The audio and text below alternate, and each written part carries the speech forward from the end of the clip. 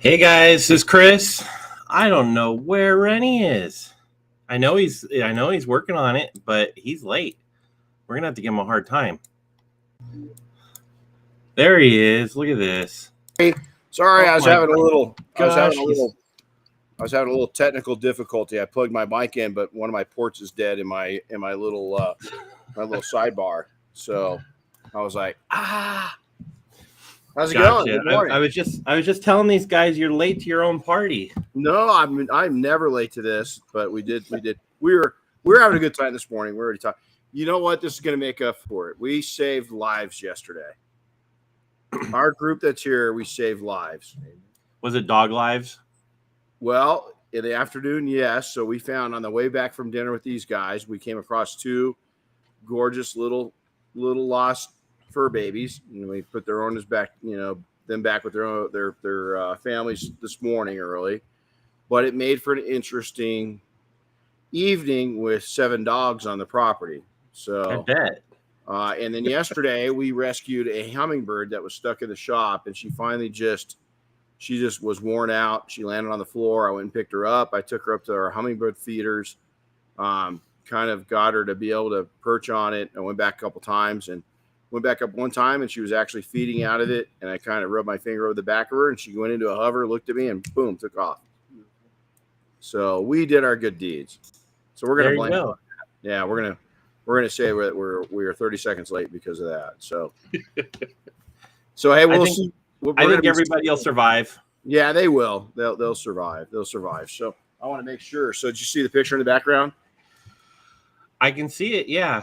That's Rip and I, and this is wise because we met. That picture was taken almost a year ago to the day. Yeah. Yeah. So it's like our your love. Your our anniversary. love birthday. Yeah, it is. So I was out with them Sunday, and we just with everything that went on in our with our family. I didn't get to get out there too often with them, and boy, he was.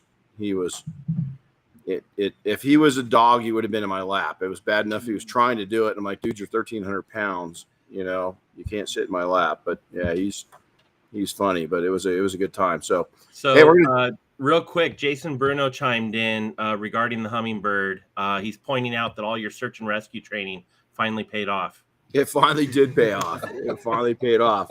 Yeah, I was going to say something that 10 years ago would have been funny, but in today's world, I'd probably get sued. So I'm not gonna. I'll say it later because these guys are they're all used to it this week. But yeah, it's pretty cool. Yeah, Jen, thanks for the confidence, buddy. Appreciate it, man. So really cool. We're gonna get these guys. Man, is this gonna happen again? This happened on the last podcast. I was chasing the fly off me the whole time. We got fly season up here in the mountains right now, and it's horrible. We got these fly catcher things, and it's like a fly death, graveyard. But they're not quite dead yet. They get stuck to it, and then you can hear their wings, and then finally they collapse and die. But there's my insensitivity right there. Probably get sued for that too. So hey, yeah, it's we're gonna see you later this morning. You're gonna be up here. Yeah, probably noon or so. Just hard in time for lunch. Yeah, that figures. See. No, you're what on a good day, you're 2.5 hours from here. 2 hours. Yeah.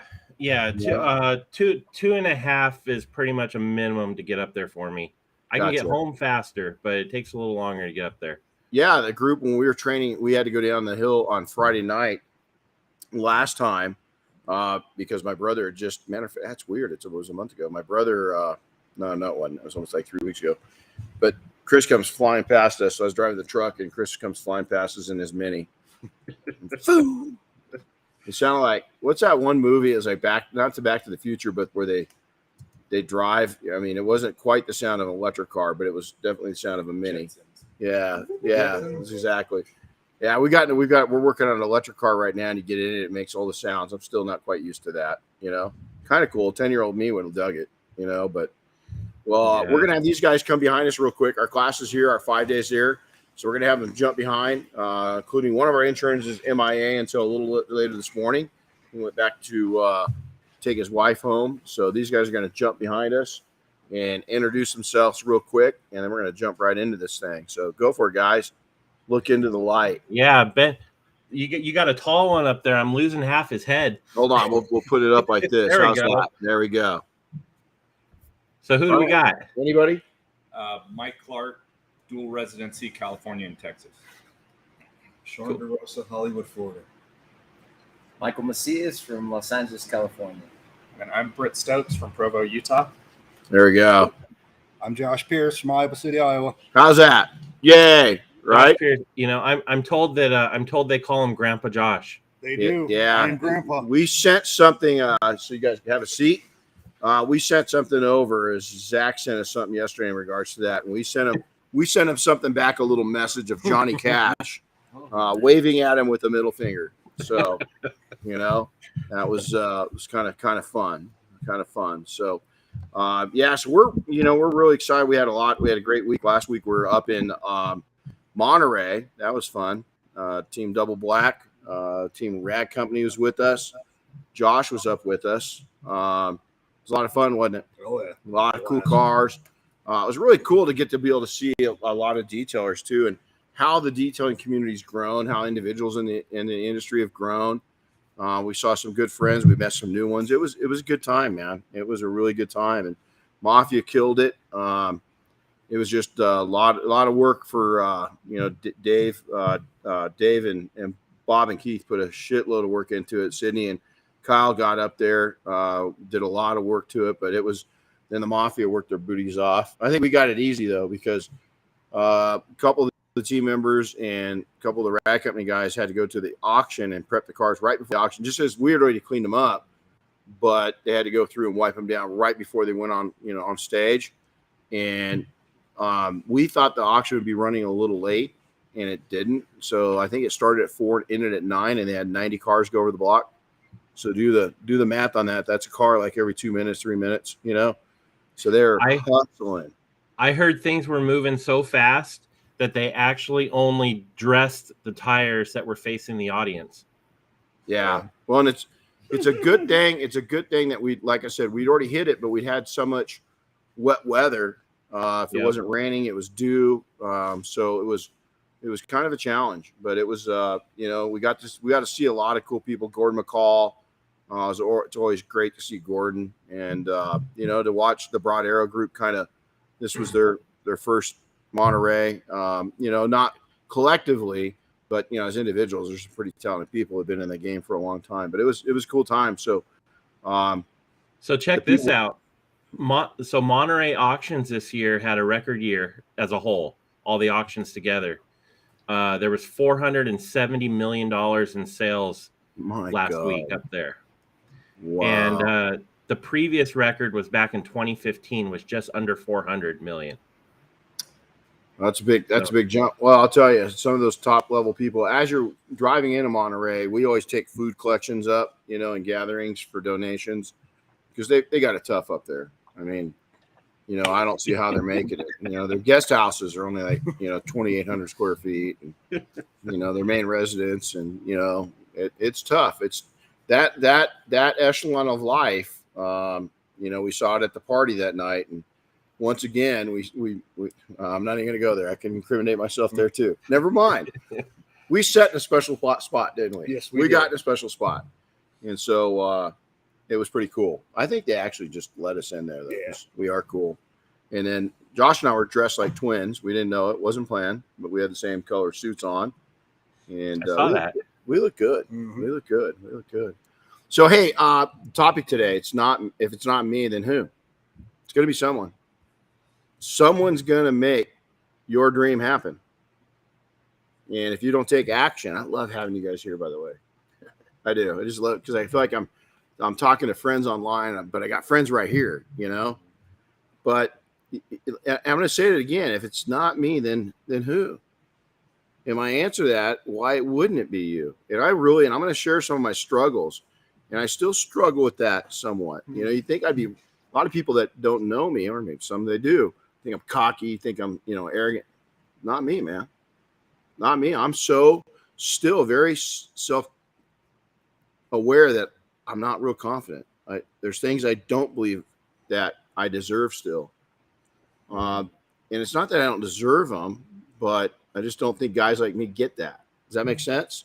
And I think a lot of us really do. And I think the difference between, I've done, not bragging, I've done well. A blue collar industry, I've done well.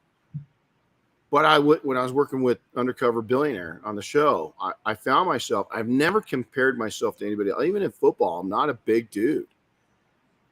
But I never thought I was my height. I always thought I was 6 foot and over, In business, I just didn't know I was a special ed kid that wasn't going to be able to make it. I just didn't, but I didn't see myself as a billionaire. Now, in the early days of my life, the excuse I told myself was I didn't want to give up items in life to work that hard to make it happen. And so that's not the facts. Everything's difficult. Choose your difficult. Being broke's difficult. Becoming a millionaire is difficult. I can't imagine that becoming a billionaire isn't easy. It's hard. It's all difficult. Choose your difficult. Hey, Renny, keep going. I got to step away for a second. You bet. So again, it's not me. Then who? Somebody's gonna. You might think you've got a unique dream. What I found out in life is a lot of shared people, a lot of shared ideas. Now, your idea might be unique, but how long is it going to be unique? I've had ideas, even in this industry and in small business, and thought, man, this is cool. I got some time. I'm going to sit on this for a little while, bank some money, and then take action. And 6 months later, somebody did it. Something really unique. And I didn't say a word to anybody. Somebody else was creative. If it's not me, who? It's going to be somebody. Now, let me tell you this again. The right outlook. You just got to believe that you can. You've got to take and understand that you can. You are limitless. You can do anything that you want to. There's going to be a price to pay, and you got to execute. And there's where people get mixed up.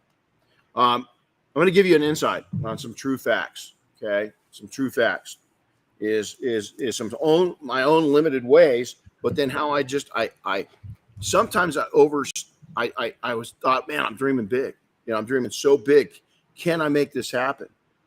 And sometimes I made those items happen, but I thought too small in making them happen, meaning that maybe I came in at the wrong price. Maybe I came in with the wrong agreement. Maybe I came in with not the other party having a full understanding of what I meant. Maybe I was too scared to share those meanings of really what I wanted. And it might have, in most cases, it worked out fine, but in some cases, not so. And so you're too scared to share what? I can't. Let me roll. If we stop, I'm going to go 500 directions. So I couldn't take in, maybe it was a deal that I was building with somebody and I really wanted to hit it here, but I was too scared that saying I wanted to hit it here would blow the deal. Does that make sense? So if I really shared where I wanted to be in the deal, I'd lose the deal. No, I wouldn't have. But I didn't find that out till later, is that you've got to know your worth, and your worth has got to constantly go up as long as something's happening. You guys are fine examples of that right now. As long as your education keeps to being there and that you're engaging, and you've got the right people around you. So as success started to hit me in my own life, is my old brain implants, the old way that I used to think about myself kept creeping up. Okay. So let's go back over those things. Is that in the early days of not understanding, why I had this broken family and why this family was so just not normal. I saw other friends. Was it normal? Probably a lot more normal than I thought. But coming up in the time I did, coming up where I did, and not having a father, I was an oddball. It caused some friction in life. It caused friction in friendships. It caused friction in sports, because these other kids that their dad might have been a worker at the cement plant. Their dad might have been a delivery driver. Their dad might have been a milkman. Their dad might have been the local trash man, but their dad was there, and their dad was engaged in their life, and their dad was engaged in their sports, and their dad was teaching them dad things. And I had a mom and a grandma that was trying to do as best they could. They really did. They did better than that what they should have done, could have done. But it still was a difference. And so that set me up with some stinking thinking. I'm not valuable. You know, I remember the first time I went out for baseball, what are you, 5 or 6 years old, right? You get out there. The worst team in our league was the Blacks. If you got on a team, you did not, they were the bad news bears of Colton. You did not want to get put on that team. It was kind of the rejects. What team did I get put on? The Blacks. What team did I turn out to love? The Blacks. We were the rejects, but we had fun and we bonded and we knew we weren't very good. If there's an A team list of all the A teams, a B team list of all the B teams, and a C team list of all the C teams, we were the D team.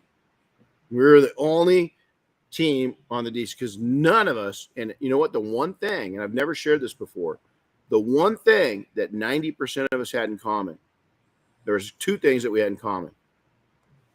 We were poor and we didn't have dads in our life. Almost the entire team. Now, you'd think they would have thought about that. It's a different time. You know, you talk about segregation, you talk about, you know, separating people. It just wasn't a ethnic separation. It was a culture separation too. And I witnessed that firsthand. Now, did it bother me? Well, of course, I'm still talking about it. But it also got a little fire going in me to where I was like, okay, I'm on this team. I'm going to make the best of it. Second thing around is that I get put in special ed. I'm not learning. I got, you know, found out I had well, they didn't even know what ADD was. I was literally, and I've been called out for using this name, but it's true, is we were in the retarded class. That's what they called it. Is they told my grandma I had a partial retardation. And it wasn't, it was ADD. You know, that set us back again. And it set some really bad thinking into my mind because I knew I was different.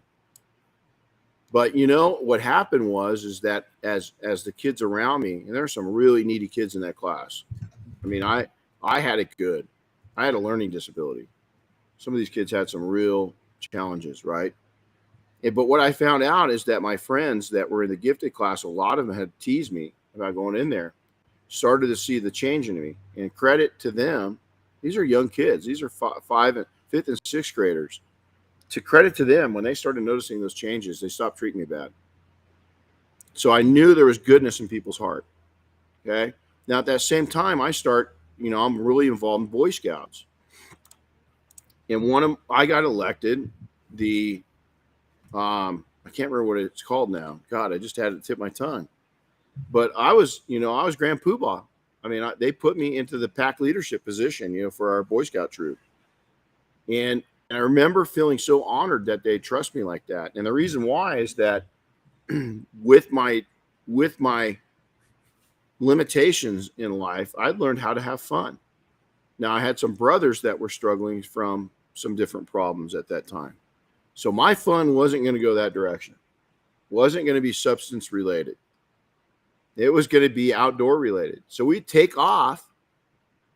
And mind you, we're 10, 12-year-old kids, and we'd hike up here to the mountains from Colton.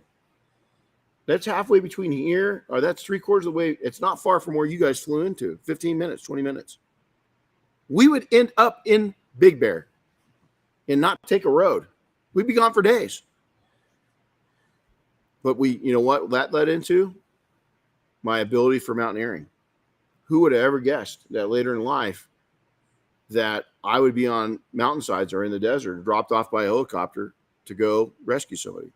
And those first exposures set the table for that journey. And so again, mindset is mindset over matter. If you think it, you're going to be it. I really believe that. And I've limited where I could be in my life by some stinking thinking. So now let's go through some other opportunities that we had. So we dive back in, sharing with you guys, when we dove back into detailing in the late 90s, we just lost everything in a really bad business deal. For the first time since I was a teenager, I was broke again. But this time I had a family, I had a wife, I had responsibilities.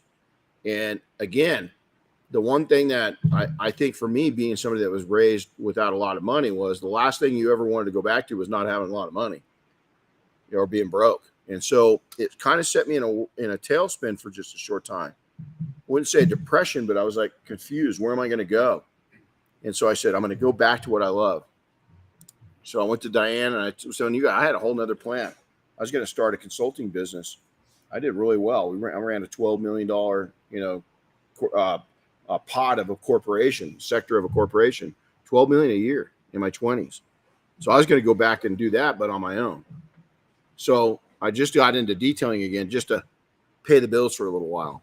Right. But then when I got into it, I learned one thing. I really liked it. I really missed it. I was all about cars. It was all about airplanes. So I decided at that time in my mind that I was going to change something. I was going to change the perception. You see, at that moment, and still in some people's minds that maybe even listen to this, detailing is for rich people performed by broke people. Now, I'm going to say that again. Detailing is something that rich people do that poor folks perform for them.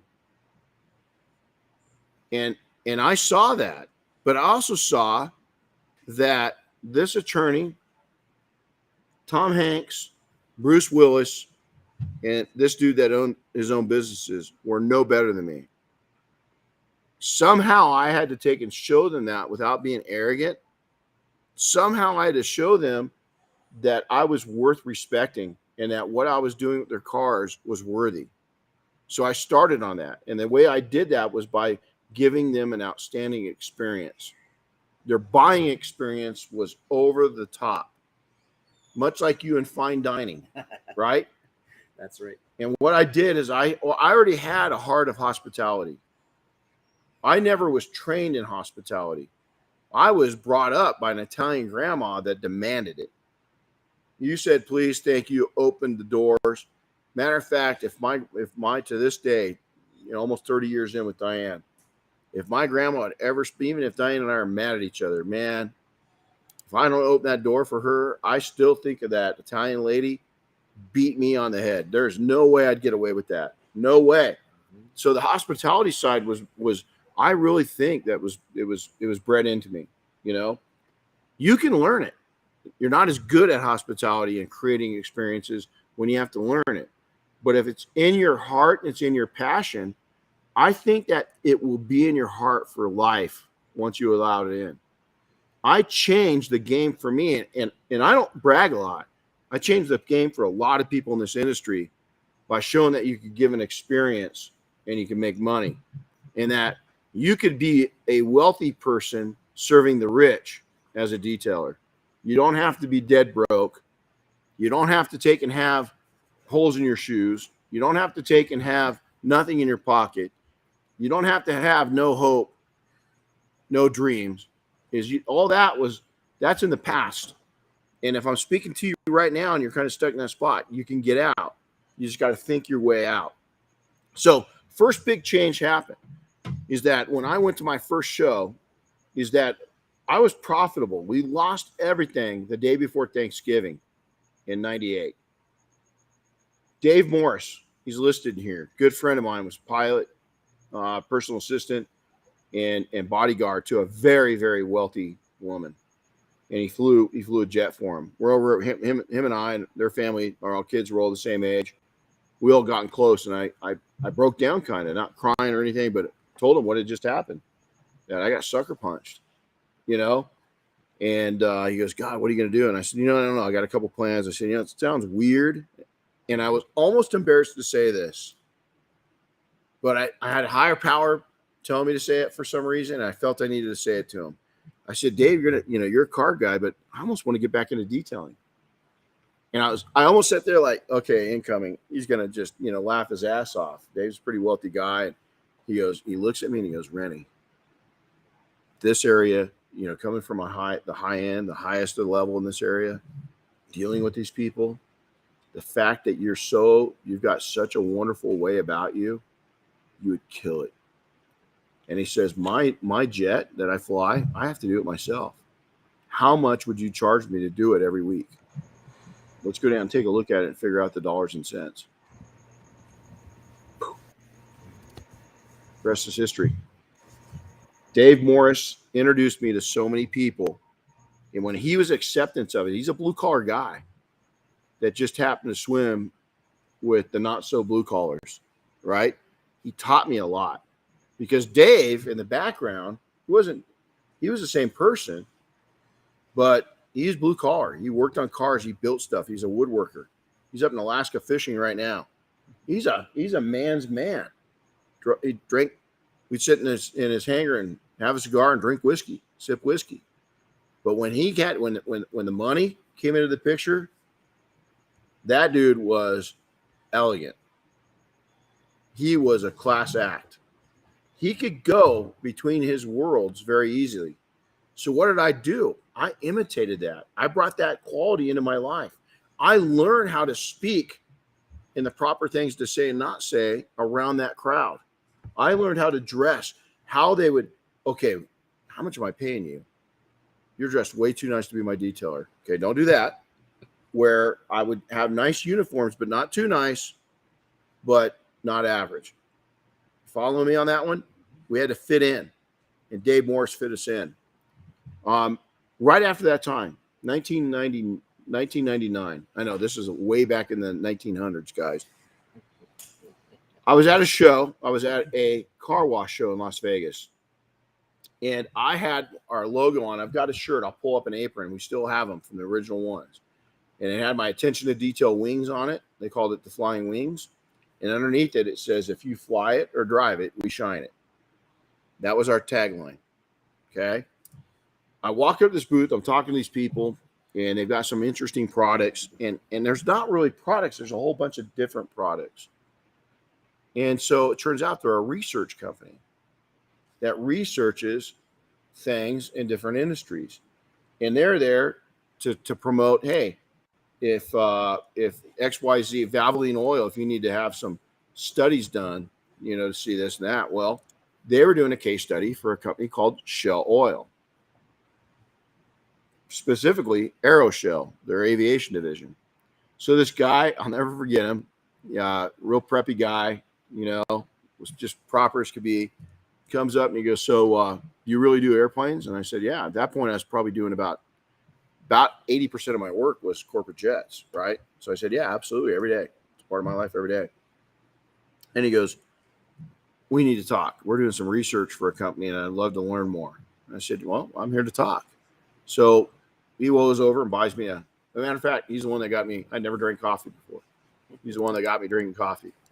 And he goes over and we have a bottle of water, and we're sitting down and spend about an hour, and he's asking me a lot of different questions about detailing aircraft, and nothing proprietary, nothing secret, just different facts. So spend an hour with him, right? It's great. So we exchange information, and I walk away, and about a week later he calls me, and he says, hey man, I'd really like to come up and visit you and watch you do a detail. Is that okay? And I said, well, time out. The old Renny would say, yeah, give. The business Renny said, what exactly are you looking for? And he goes, well, I want to see the systems and process. Okay. So I don't have any secrets, but it's going to slow me down, that system and process. And he says, I'll bring a check with me. That was $5,000. Yeah, that'll work. $5,000. Yeah. That's a great number. I was going to tell him $1,000. See my small thinking? See where I was going, where I always cut myself off? I was thinking in my head, guys, $1,000. Threw out $5,000 instantly. He came up, he watched our process because it's great. About 2 weeks later, he wants to introduce me to a couple of team members. And he said, would you be interested in coming on retainer with us? I said, yeah, I can do that. I said, what are you thinking? He goes, well, thinking about getting you for a year. It's going to be about this amount of time. We want to get you to a couple of the air shows and just have you walk through. We like how you vision things. So we're willing to give you a $50,000 retainer to take and help us out. That led into a 10-year relationship with Shell Oil. They were the customer. And we co-created this book right here. This Flight Jacket book was produced in 1999, came out in 2000. And every 3 to 5 years, they send me a note, and I have to give them permission to keep printing it. It's been in print. If you look, there's pictures of me in here with hair. It goes back. But it started a relationship, and it also started a new sector of our business. Now, since that time, Flex Tools. 9 years later, I got engaged with Flex. It's still a great relationship to this day. Okay. Right after that, Sonex. I had a great relationship. Still have a great working relationship with Sonex today. You guys used some product yesterday. And now, of course, Double Black, and PNS. Is that the relationships kept evolving and changing. Now, what did I think? Let's go back for a second. Let's go back to the beginning. That first time I had a big opportunity like that. Here's where I met on this, is what was I thinking the deal should look at? That should I have ownership in it? I should have not just a consulting fee, not just a spokesperson fee, but I should have some ownership in a brand that we're helping to create. I was too scared to ruin the deal. So Shell comes up at the end, the head guy. We're 11 years. I was under contract for 10. He comes up to me the last time they gave me a check, and he goes, he says, God, I wish I would have said something. We've become such great friends. And Jerry's his name. And he says, you know where we both blew it for you? He goes, I've got a great retirement with Shell. You don't. And he says, we should have got you ownership in this damn brand, and I could have done it. I went, damn it. I was thinking big, and I didn't say big. I limited myself. Why? Let them say, no, that won't work, and come up with an alternative. Now, how does this reflect back to detailing? Are you too damn cheap on every car you're working on? Do you see a problem car come in? Do you see something that's really nice that you can turn it into a jewel? Don't limit yourself. There's no reason to. The only people that are thinking, now some people are, a lot of people you're going to come in contact with are going to say this. They're going to say, man, it's too expensive. Say, thank you. Do you know why? I'm trained and certified. We carry the best insurance. We're continuing education. We're going to take care of your car and do no harm. We're going to make your car better, not worse. My competition can't say that. Simple as this. Now let's go back for a second. It's through curiosity and looking at opportunities in new ways that we will always map out our future path. Michael Dell Computers. So it's through curiosity and looking at opportunities. Some would say, I've had people tell me, man, you throw way too many things up. You don't strike on enough. You've thrown 2 things up and you've hit 1. I told Chris, sorry, man, when he came on, I'm an 1,000 idea a month kind of guy. And 999 of them are bullshit. Or 990 of them are bullshit, and there's 10 of them that are like, hey, we need to put that on the radar. That needs to be talked about. Because, again, remember what I was saying, is that I've thought of these great ideas. I'm going to put this off. I'm going to punt this for 6 months. 3 months later, somebody did it. Like, oh, my God. Somebody had the same idea. We're not usually too brilliant. Somebody's going to figure it out. Okay, check this out. NASA, United States and Russia figured out how to go into space. Now a private company has. Now NASA's going, what the?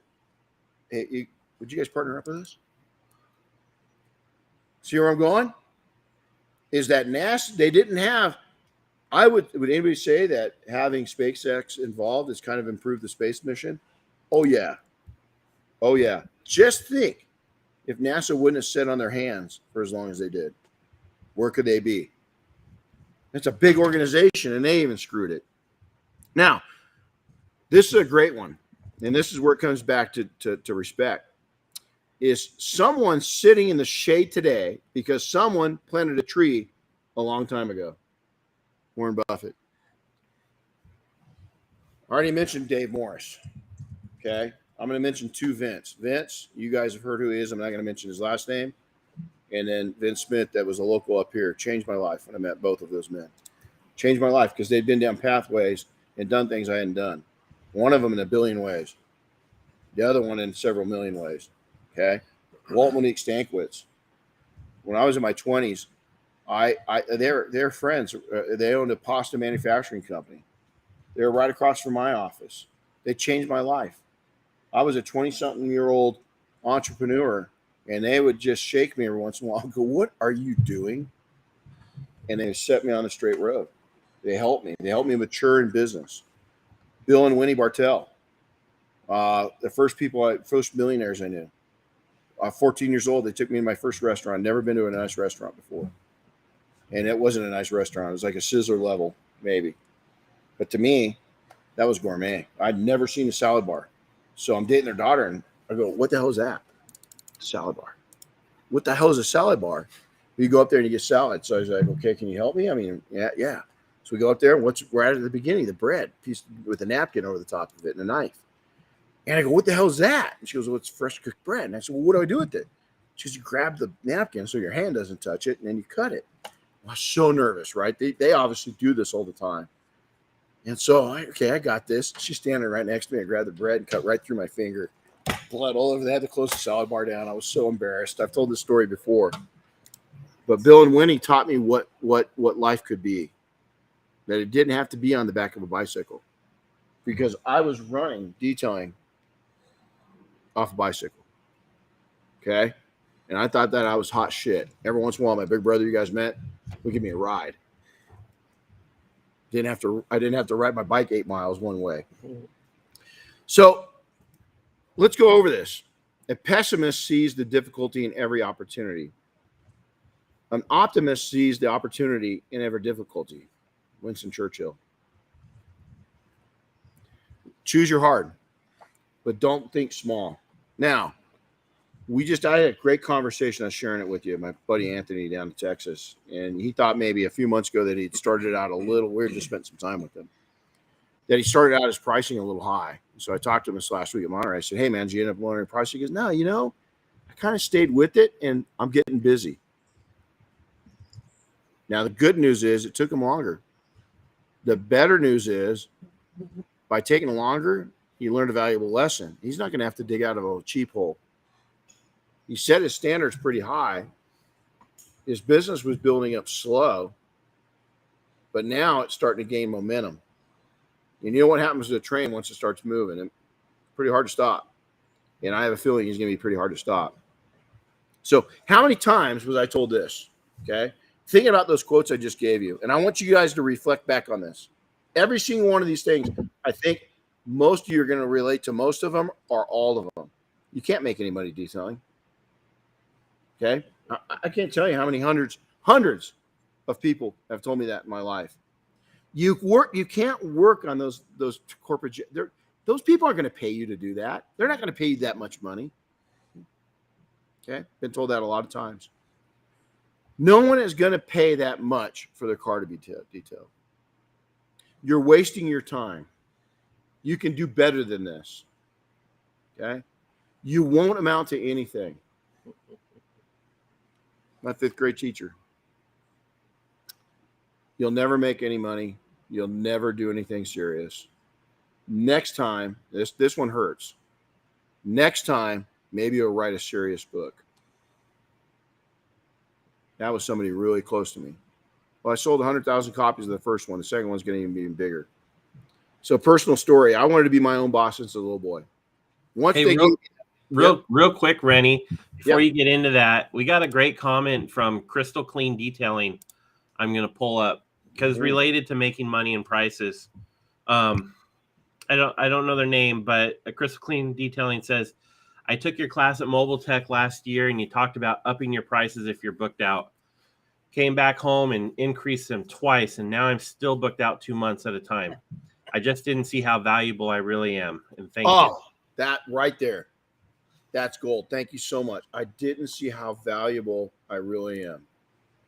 We're all missing that mark. Now, you can't go your freshman year in business.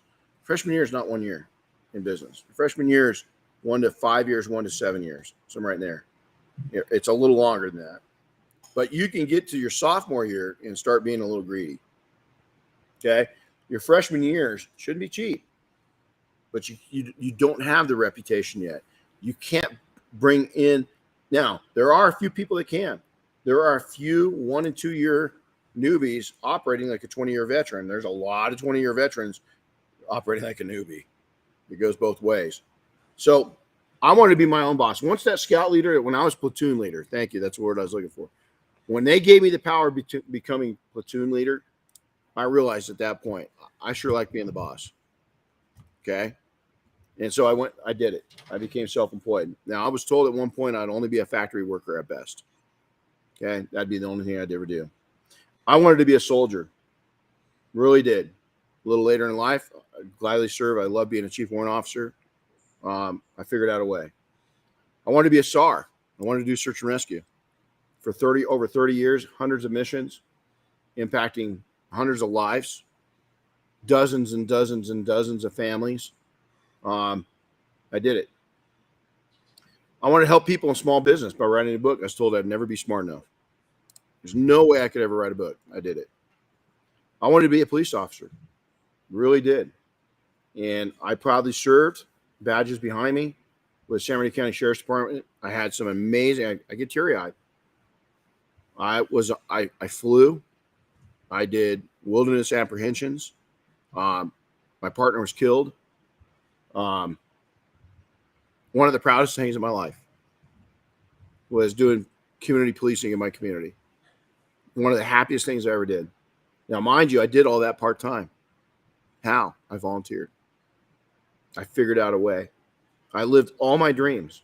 So as I look back at my life, I was recently, and I've shared this before, as I was sitting, I was really complex. Every year I do. And every quarter, by the way, guys, I still do this. I started this year. Is I write a note to myself. And this one says October 1st. If you look at these, every quarter, I write my goal sheets down. I haven't hit all my goals. This last one, this next one, when I open it up, I will cross off 80% of them. 80%. I don't even remember what's on here. This is a big list. But I also took and made that same list when I was young. And I am very proud that I was able to do the things, even if it was part-time soldier. Some people would say, oh man, Calgary, it's not soldiering. Yeah, it is.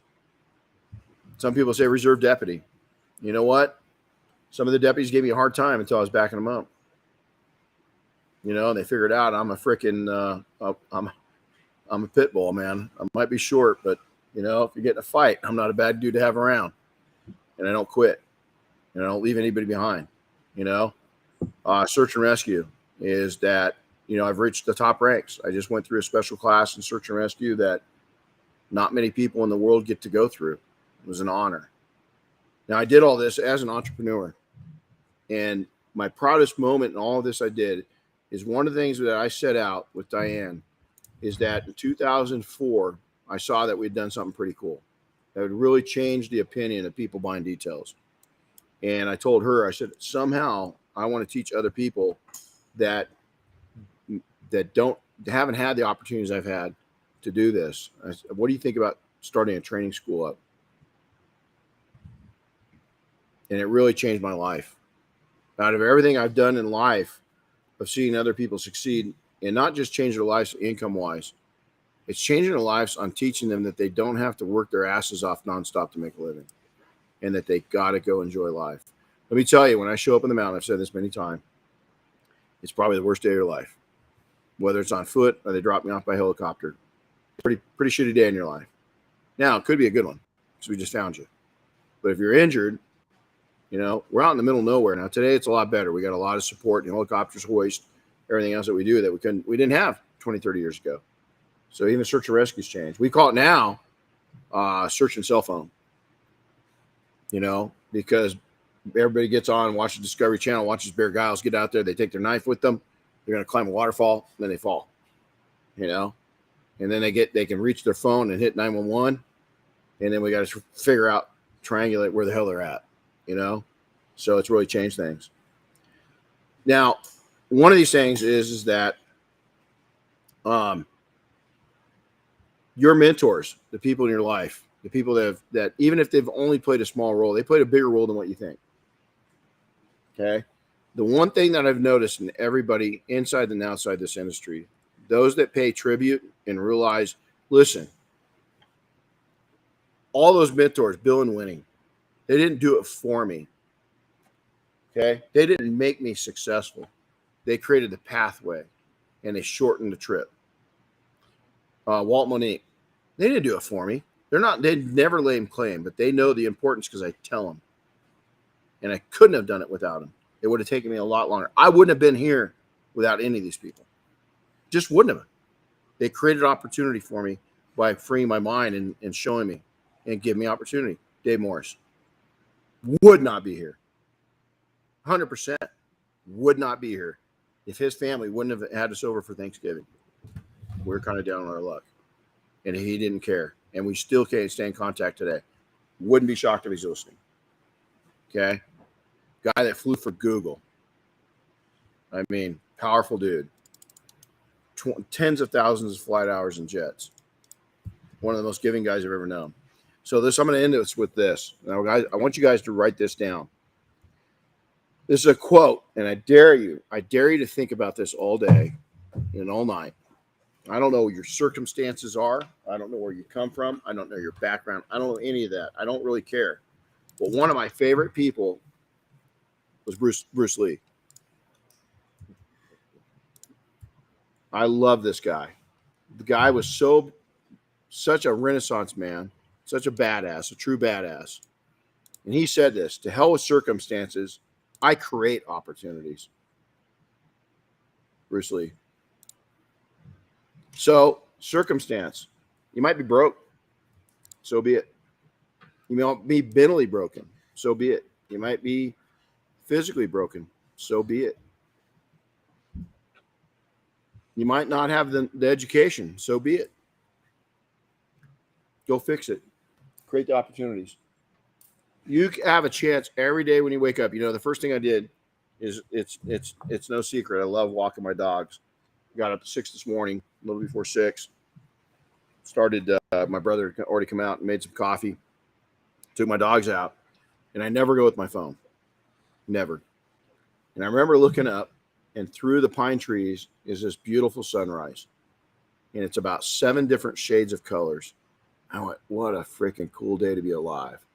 How cool is it that I looked up and I can enjoy the simplest thing of a sunrise? Because let me tell you, in the last few weeks, our family woke up and those sunrises weren't so, I didn't even notice them. We went through some really, really scary times the last few weeks.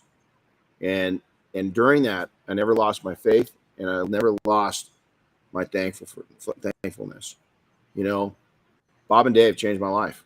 I changed theirs. You know, that's how we work. So you change each other's lives. You give other people opportunity and you take opportunity.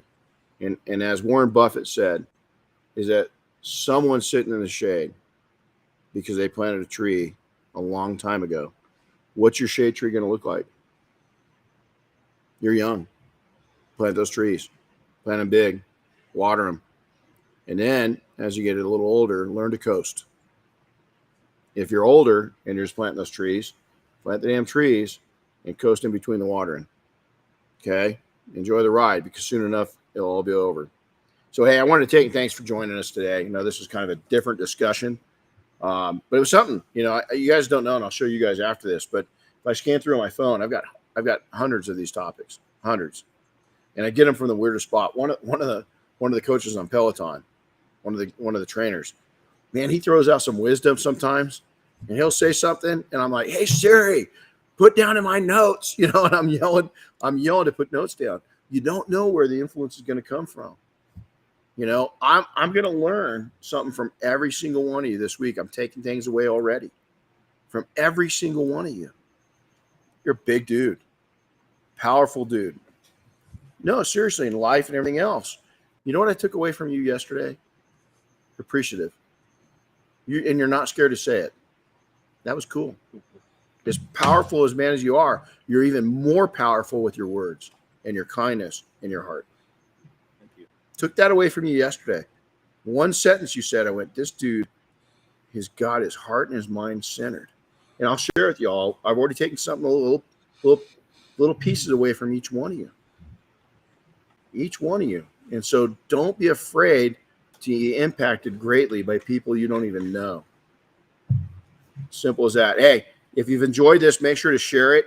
I love to get emails from you guys. Renny@detailingsuccess.com.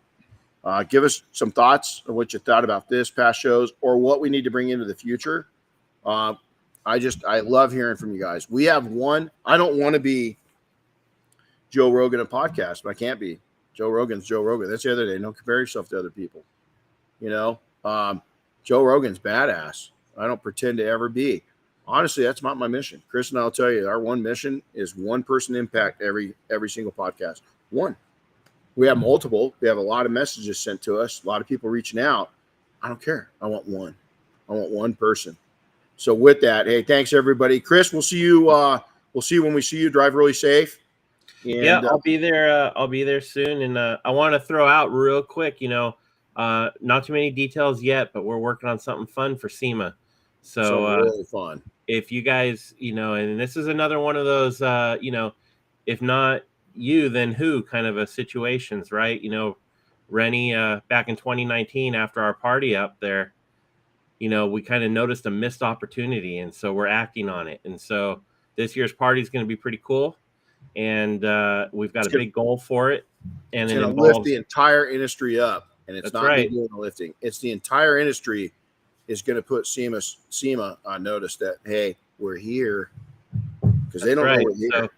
So keep your eyes open for that, guys. We would love your support of that in any way can, not necessarily financially, but even just sharing it, when you start seeing that stuff. And I'm going to do a call out real quick. I completely forgot to do this. I'm glad you slowed me down, Chris. Joe LaPalma from IGL. Most of us know him. He's out of Canada. Joel took and had a recent. He had a heart attack. Could have killed him. And I saw a post recently by him where Joe's a hockey player. A lot of people don't know he was the enforcer in hockey. He's a guy that's my height, not a big guy. But I've seen film of him when they turn him loose on the ice just to go beat somebody up. And he was like a buffed out flea that would just mess some people up until the end of his career. And he got a guy that was just just freaking Goliath. And you see Joel go in and start beating on the guy, and then all of a sudden the guy doesn't move, and the guy just hits Joel, and Joel goes back like 5 feet, and you see Joel just running from the guy. He's like, oh, screw that, Joel is one tough dude. I applaud Joel for standing up. And A, I'm glad you're okay, buddy, because you are a great asset to this industry. But B, I love to see that you're fighting this thing, that you're getting back in shape, that you're dedicated to bringing yourself back to good health. It really took and inspired me, and it touched me to see his post. So go check it out and give him good wishes, because he's a true asset to us all. But I was pretty impressed by that. With that, we got some work to do on some cars. We're out of here.